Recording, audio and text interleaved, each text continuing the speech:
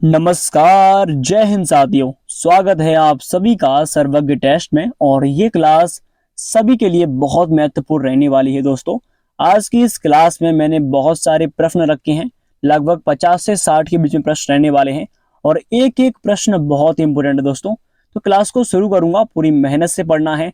इस बार सिलेक्शन आपके साथ में होगा और आपके माता पिता का नाम ऊपर होगा। तो साथियों, ध्यान से पढ़ना है और प्रत्येक प्रश्न का जवाब देने का प्रयास करना है। ये आपके लिए एक चैलेंज है, चुनौती आपके लिए। देखिए, अस्थियों एवं पेशियों को आपस में जोड़ता है। कौन जोड़ता है साथियों? तो देखिए, यहाँ पर जो टेंडन होता है, क्या होता है साथियों? टेंडन, जो अस्थियों और पेशियों को जोड़ता है आपस में। तो इसका राइट आंसर रहेगा टेंडन। टेंडन जो है अस्थियों एवं पेशियों को आपस में क्या करता है? ज्वाइंट करता है इसका। आगे बढ़ते हैं, अगला प्रश्न आप सभी के सामने है। देखिए, चरकुला निम्नलिखित में से किस राज्य से संबंधित एक प्रसिद्ध नृत्य शैली है? तो कहाँ की?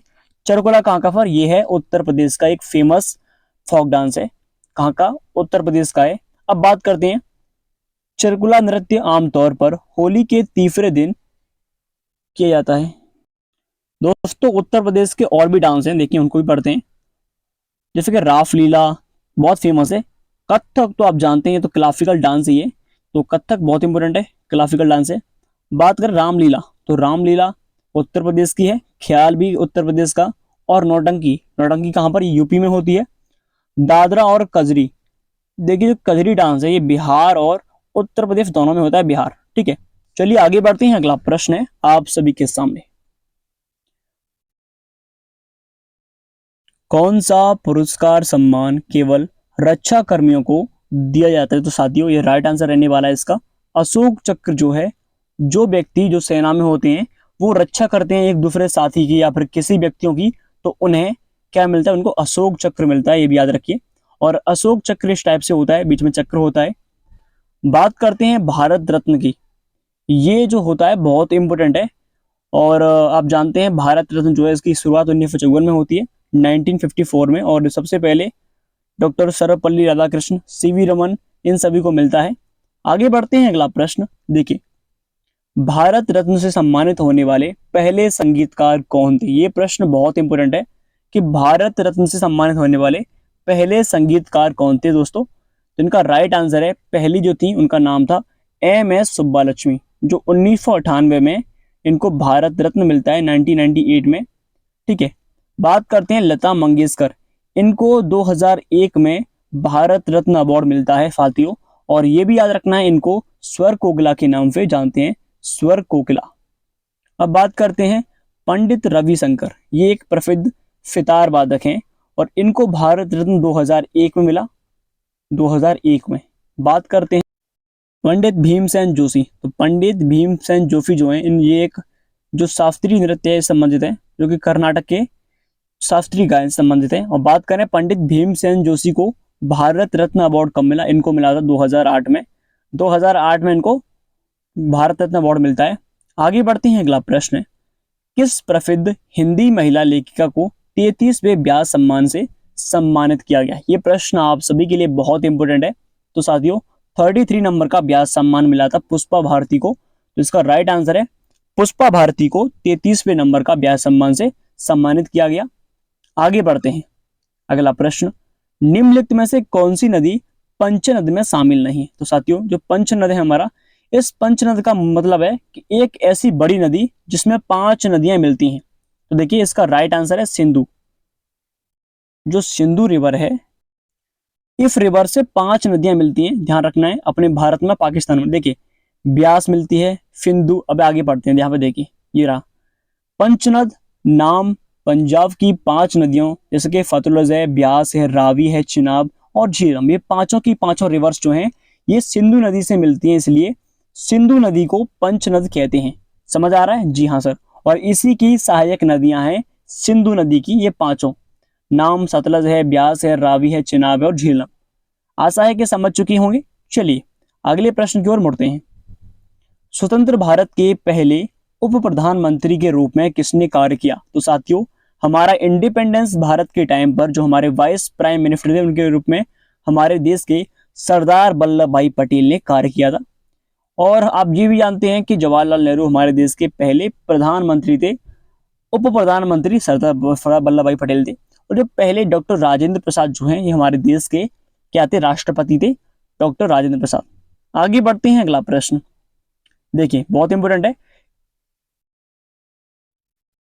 दोस्तों। किलिमंजारो जो पर्वत है, जो चोटी है, किस देश में स्थित है? तो साथियों, भविष्य की परीक्षाओं में आने वाला 100% एग्जाम है, क्योंकि ये अफ्रीका महाद्वीप की सबसे ऊंची चोटी किलिमंजारो है, माउंट किलिमंजारो कहते हैं इसको। और ये कहां पर, ये तंजानिया कंट्री में है, तंजानिया देश में है स्थित है किलिमंजारो पर्वत, और ये अफ्रीका महाद्वीप की सबसे ऊंची चोटी है किलिमंजारो। याद रखिए इस बात को। चलिए आगे बढ़ते हैं। विश्व का सर्वाधिक स्वर्ण उत्पादक देश निम्नलिखित में से कौन सा है? तो साथियों, विश्व का सबसे बड़ा देश कौन सा है जो कि सोने का उत्पादन करता है? तो इसका राइट आंसर रहेगा साउथ अफ्रीका। साउथ अफ्रीका में, जो कि अफ्रीका का एक पार्ट है, एक कंट्री है, इसमें सर्वाधिक मात्रा में सोने की उत्पादन करते हैं, ये भी याद रखिए। आगे बढ़ते हैं, अगला प्रश्न आप सभी के सामने है। वर्तमान में कृषि एवं किसान कल्याण मंत्री और ग्रामीण विकास मंत्री कौन है? यानी कि minister of agriculture and farmers welfare and minister of rural development. तो साथियों, वर्तमान में जो हमारे देश के शिवराज सिंह चौहान हैं, ये इससे पहले मध्य प्रदेश के मुख्यमंत्री थे, लेकिन अब वर्तमान में कृषि एवं किसान कल्याण मंत्री और ग्रामीण मंत्री बन चुके हैं। याद रखना इस प्रश्न को, बहुत इंपोर्टेंट है। हम बात करें राजनाथ सिंह की, ये डिफेंस मिनिस्टर यानी कि रक्षा मंत्री है। नितिन गडकरी रेल एवं सड़क परिवहन मंत्री हैं, ये तो आप जानते हैं। नरेंद्र मोदी के पास अंतरिक्ष मंत्रालय, पेंशन विभाग मंत्रालय और इसके अतिरिक्त ऊर्जा विभाग मंत्रालय भी नरेंद्र मोदी के पास है। चलिए आगे बढ़ते हैं, अगला प्रश्न। हाल ही में भारत की पहली वंदे मेट्रो ट्रेन का नाम बदल क्या करा है? तो इसका राइट आंसर है नमो भारत रैपिड रेल, इसका नाम किया गया है। हाल ही में वंदे मेट्रो ट्रेन का नाम बदला है और नमो भारत रैपिड रेल इसका नाम कर दिया गया है। आगे बढ़ते हैं। किसके शासन काल में मेगास्थनीज भारत आया? तो साथियों, इसका राइट आंसर रहने वाला है मेगास्थनीज जो था, चंद्रगुप्त मौर्य के शासन काल में भारत आया था, ये भी याद रखिए। बात करें सम्राट अशोक, ये आपको बताना है कि कलिंग युद्ध में इसने बौद्ध धर्म अपनाया था इसके नरसंहार को देखने के बाद। अब आपको बताना है इसने अपने पुत्र और पुत्री का नाम क्या है उनका, जिसको जिनको इसने श्रीलंका भेजा था बौद्ध धर्म के प्रचार के लिए, ये आपको बताना है। बात करते हैं हर्षवर्धन। हर्षवर्धन को क्या कहते हैं? इनको कहते हैं द्वितीय अशोक। द्वितीय अशोक के नाम से जानते हैं हर्षवर्धन को। आगे बढ़ते हैं, चलिए। प्राचीन सिंधु घाटी सभ्यता का एक प्रमुख शहर लोथल निम्नलिखित में से किस राज्य में स्थित है? जो लोथल शहर है, जो कि प्राचीन सिंधु घाटी सभ्यता का एक प्रमुख शहर है, वो कहां पर? ये गुजरात का एक सिटी है, ये भी याद रखिए। गुजरात का एक फेमस शहर लोथल है, बहुत एग्जाम में पूछा जाता प्रश्न है। चलिए आगे बढ़ते हैं। भारत की प्रसिद्ध लैगून झील कौन सी है? तो भारत की जो प्रसिद्ध लैगून झील है उसका नाम क्या है दोस्तों? उसका नाम है चिल्का झील। और कहां पर है? और ये ओडिशा में है। कहां पर सर? ओडिशा में। और इसको भी खारे पानी की झील कहते हैं और इसी को लैगून झील भी कहते हैं, ओडिशा में है ये, ठीक है। चलिए नेक्स्ट प्रश्न आता है आपके सामने। अरावली पर्वत का सर्वोच्च शिखर क्या कहलाता है? जो हमारे देश का अरावली पर्वत है, जो कि राजस्थान में है, और ये सबसे प्राचीन श्रेणी भी है अरावली भारत की। तो उसकी जो पर्वत चोटी, उसका नाम है गुरु शिखर। जो गुरु शिखर है, जो कि राजस्थान में है और अरावली पर्वत का एक पार्ट है, ये सर्वोच्च सबसे ऊंची चोटी है, शिखर है। आगे बढ़ते हैं। भारत और चीन के मध्य या बीच कौन सी रेखा सीमा निर्धारण करने का कार्य करती है? तो भारत और चीन के मध्य कौन सी? ये मैकमोहन रेखा जो है भारत और चीन के बीच सीमा बनाती है। बात करते हैं रेड क्लिफ रेखा, ये भारत और पाकिस्तान के मध्य सीमा बनाती है रेड क्लिफ रेखा। चलिए अगला प्रश्न। अर्थशास्त्र में नोबेल पुरस्कार प्राप्त करने वाले प्रथम भारतीय कौन थे? तो इकोनॉमिक्स में सबसे पहले जो नोबेल पुरस्कार प्राप्त किया वो किया था अमर्त्य सेन ने। हमारा ऑप्शन बी इसका राइट आंसर है। नोबेल पुरस्कार प्रथम जो व्यक्ति थे वो अमर्त्य सेन थे। चलिए, प्रांतीय संविधान समिति की अध्यक्षता किसने की थी? तो इसका राइट आंसर रहने वाला है प्रांतीय संविधान समिति की, इसका राइट आंसर सरदार वल्लभ भाई पटेल ने प्रांतीय संविधान समिति की अध्यक्षता की थी, ये भी याद रखिए। चलिए आगे बढ़ते हैं, अगला प्रश्न। नेक्स्ट, जगोई और चोलम किस नृत्य की दो मुख्य शैलियां सौम्य हैं? तो साथियों, जगोई और चोलम जो है ये मणिपुरी डांस की एक फेमस नृत्य शैलियां हैं, इनको भी याद रखिए। कहाँ की? मणिपुर की हैं। बात करते हैं कथकली, और ये कथकली कहाँ का? ये केरल का फेमस डांस है कथकली। बात करते हैं कथक, इसके प्रमुख कलाकार पंडित बिरजू महाराज, लच्छू महाराज, अच्छन महाराज, जिसके पीछे महाराज है वो कथक का कलाकार होगा। और ये उत्तर प्रदेश का क्लासिकल डांस है, यूपी का कथक। अगर बात करें भरतनाट्यम की, तो भरतनाट्यम एक फेमस डांस है जो कि तमिलनाडु का है। ये किसे कौन नहीं जानता, और ये सबसे प्राचीनतम डांस है भारत का, क्लासिकल डांस भरतनाट्यम। चलिए आगे बढ़ते हैं, अगला प्रश्न। निम्नलिखित में से कौन सी भारतीय मार्शल आर्ट है जिसकी उत्पत्ति आधुनिक केरल में हुई थी? तो इसका राइट आंसर कलारीपट्टू। जो कलारीपट्टू मार्शल आर्ट है कहाँ का? केरल का एक फेमस मार्शल आर्ट है दोस्तों, जो कि एग्जाम में बार बार रिपीट होता है। बात करें गटका की, तो गटका कहाँ का? ये पंजाब का मार्शल आर्ट गटका है। कहाँ का? पंजाब का है गटका। ठीक है, आगे बढ़ते हैं, अगला प्रश्न आप सभी के सामने है। नेक्स्ट, अगला प्रश्न, निम्नलिखित में से कौन ओडिशा का पहला ओडिसी नर्तक नृत्यांगना है जिन्हें वर्ष 2000 में पद्म विभूषण पुरस्कार से सम्मानित प्राप्त हुआ? इसका राइट आंसर रुक्मणी देवी अरुणेल जो है, इनको वर्ष 2000 में पद्म विभूषण से सम्मान होता है। वैसे बात करें केलुचरण महापात्र जो है, ये ओडिशा की फेमस डांसर है, केलुचरण महापात्र। आगे बढ़ते हैं, अगला प्रश्न, भवई किस भारतीय राज्य की पारंपरिक नाट्य शैली है? तो साथियों, ये भवई जो है ये कहाँ का? ये गुजरात का डांस है भवई। अगर आपसे गलती से कभी ये पूछता है कि भवाई कहाँ का डांस है, भवाई तो राजस्थान का है, लेकिन बात करें भवई, बच्चे इसमें कंफ्यूजन करते हैं कि भवाई सर ये कहाँ का है, राजस्थान का है भवाई, और जो भवई है भवई ये कहाँ का? ये हमारा गुजरात का है। दोनों में बहुत डिफरेंस है, एक मात्रा का है और फेस्टिवल भी अलग अलग है, डांस भी। चापचार कूट महोत्सव किस राज्य में मनाया जाता है? तो ये कहाँ का? ये चापचार कूट मिजोरम का। कहाँ का? मिजोरम का एक फेमस डांस है चापचार कूट मिजोरम का। याद रखिए इस बात को, बहुत इंपॉर्टेंट है। आगे बढ़ते हैं, अगला प्रश्न है नेक्स्ट, आईसीसी क्रिकेट विश्व कप 2011 में इनमें से किस पशु को आधिकारिक शुभंकर बनाया गया था? तो ये बहुत इंपॉर्टेंट क्वेश्चन है। सबसे पहली बात, 2011 में हमारे देश में वर्ल्ड कप जीते थे भारत वाले, और उस टाइम पर जो हमारे कैप्टन थे महेंद्र सिंह धोनी थे, महेंद्र सिंह धोनी। ठीक है, बात रखें इस बात याद को। अब उस टाइम पर जो हाथी है, हाथी को इसका शुभंकर जो मैस्कोट बोलते हैं आप लोग, वो बनाया गया था। इस याद रखिए इस बात को, इंडियन क्रिकेट काउंसिल 2011 में, याद रखिए। आगे बढ़ते हैं, बोनालू देवी महाकाली की पूजा के लिए मनाया जाने वाला एक हिंदू त्योहार निम्नलिखित में से किस राज्य में मनाया जाता है? तो साथियों, बोनालू कहाँ का? तेलंगाना का बहुत ही फेमस क्या है, ये एक त्योहार, एक पर्व है, और वो ये देवी महाकाली की पूजा करने पर इसको मनाते हैं, और ये भी हिंदू त्योहार है, इसको भी याद रखिए।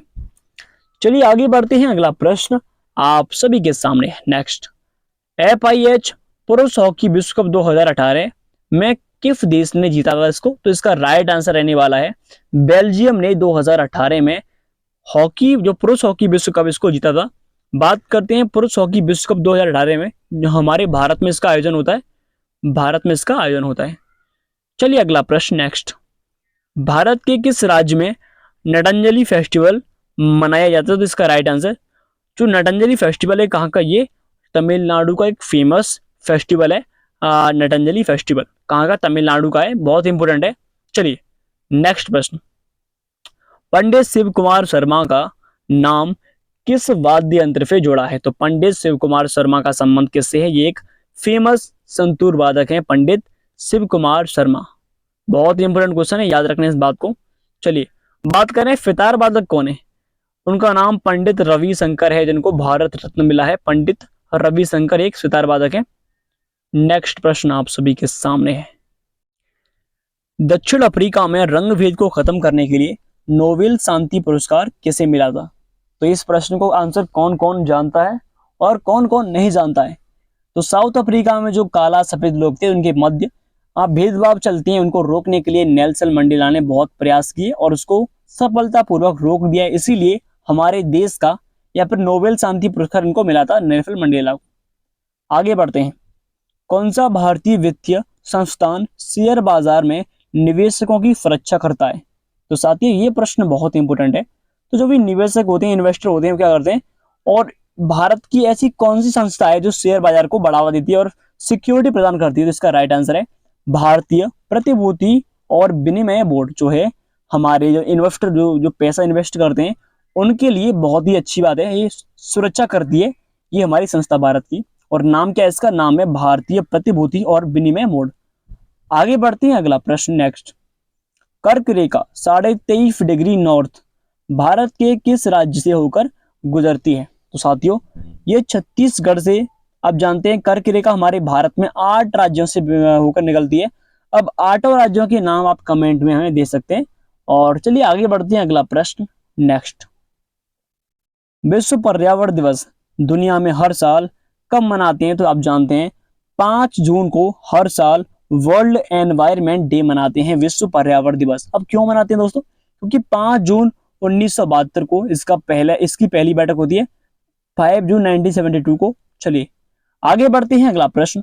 नीली क्रांति मुख्य रूप से किस उत्पाद का उत्पादन बढ़ाने पर केंद्रित है? तो उसका राइट आंसर रहने वाला है नीली क्रांति का संबंध किससे है? ये है मछली से। याद रखिए नीली क्रांति का संबंध जो मछली से है।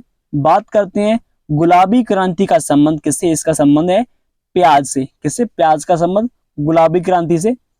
बात करें दूध, सर दूध का, तो आप जानते हैं श्वेत क्रांति का संबंध दूध से है, श्वेत क्रांति। ठीक है आगे बढ़ते हैं, अगला प्रश्न नेक्स्ट। भारतीय अंगूर प्रसंस्करण बोर्ड कहां पर स्थित है?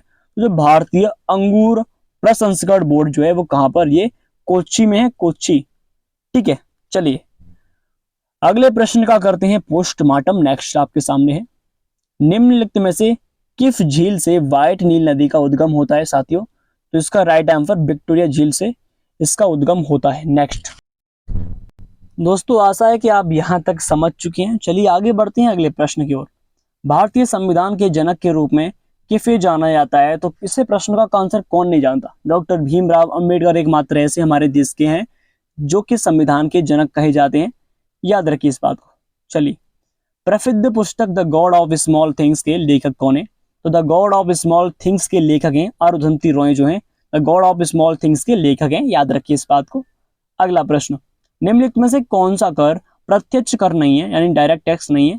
तो जो हमारा देश का मूल्य वर्धित कर जो है, जिसे वैट बोलते हैं, ये हमारे देश का डायरेक्ट टैक्स है। और बाकी के जो हमारे हैं माल कर, संपत्ति कर, आयकर, हाँ सॉरी माल और सेवा कर जो है ये हमारे देश का एक इनडायरेक्ट अप्रत्यक्ष कर है, ये भी याद रखिए। चलिए आगे बढ़ते हैं। किस भारतीय राज्य की सबसे लंबी तटरेखा है? साथियों सबसे लंबी तटरेखा आप जानते हैं गुजरात राज्य की है, तो इसका राइट आंसर गुजरात की सबसे लंबी तटरेखा क्या है?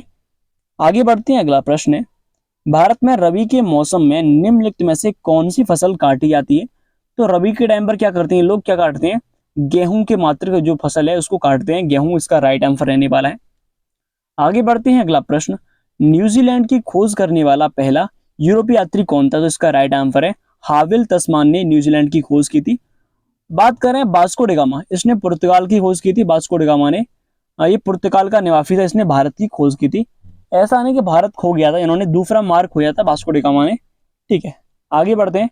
ऑप्टिकल फाइबर किस सिद्धांत पर काम करता है? तो ऑप्टिकल फाइबर जो है ये सिद्धांत करता है पूर्ण आंतरिक परावर्तन पर। ऑप्टिकल फाइबर थ्योरी काम करती है पूर्ण आंतरिक परावर्तन और ऑप्टिकल फाइबर सिद्धांत। अगला प्रश्न आप सभी के सामने पेश करता हूं। नेक्स्ट, सतलुज नदी का ऋग्वैदिक नाम क्या है दोस्तों? तो सतलुज नदी उस टाइम पर ऋग्वैदिक काल में इसको पुकारते थे सुतुद्री नदी, इसको कहते थे ऋग्वैदिक काल में सुतुद्री कहते थे, इसका दूसरा नाम ऋग्वैदिक काल में, और वर्तमान में कहते हैं सतलुज नदी। चलिए आगे बढ़ते हैं, अगला प्रश्न नेक्स्ट, किस भारतीय जो वायसराय है, किस वायसराय को भारतीय रेलवे का जनक कहा जाता है? तो साथियों लॉर्ड डलहौजी को भारतीय रेलवे का जनक कहते हैं, डलहौजी को, याद रखिए इस बात को। चलिए नीचे जो आप जानते हैं जो स्टेट हैं और केंद्र शासित प्रदेश हैं उनको उनकी जो कैपिटल है राजधानी बनानी है। तो तेलंगाना की हैदराबाद करेक्ट है, असम की दिसपुर सही है, लक्षद्वीप ये भी सही है, कवरत्ती होती है, लेकिन मध्य प्रदेश की लखनऊ नहीं, मध्य प्रदेश की भोपाल होती है, और लखनऊ जो है उत्तर प्रदेश की राजधानी, सब जानते हैं। तो ऑप्शन डी हमारा करेक्ट है, डी हमारा राइट आंसर है। आगे बढ़ते हैं।